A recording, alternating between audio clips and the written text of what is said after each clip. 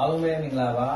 ကျွန်တော်ဒီနေ့မှာကျွန်တော်မိသားစုချင်းလေးတို့ချင်းဝိုင်းဖြစ်ပါတယ်တချင်းလေးရဲ့မိကတော့လမ်းလာခဲ့ပါလို့အမိရပါတယ်ဆိုတော့ဒီတချင်းလေးကတော့ကျွန်တော်ခရိုင်မြန်မာဘုံထဲမှာတိုးဝင်နေတဲ့ကာလမှာဆိုတော့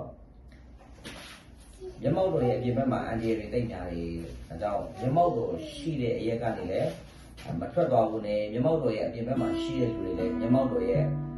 အထဲကိုနော်ဆိုတော့ဘုရားမြေမောက်တော်ထဲမှာပြန်လဲပြီးတိုးဝင်လာပြီးရင်လှမ်းလာပြီးဘုရားခင်လို့ရှိပါတယ်။ဘာဖြစ်လဲဆိုတော့ဘုရားခင်ကျွန်တော်တို့ကိုတိတ်ချစ်တဲ့တန်မိုးထားတဲ့ဆိုတော့မြေမောက်တော်ရဲ့ဒီဘက်မှာအိုင်ဒီယာတိတ်များတယ်ဆိုတော့ကျွန်တော်တို့ကအထိခိုက်မခံချင်ဘူးအဆုံးရှုံးမခံချင်ဘူး။ဘုရားကျွန်တော်တို့တိတ်ချစ်တော်ကြောင့်ဖြစ်ပါလေ။ဒါအရောက်တိုင်းကျွန်တော်တို့နားဆင်ပေးပါလို့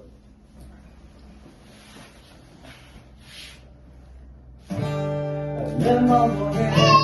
Up your mama, I need everything I know. Allow like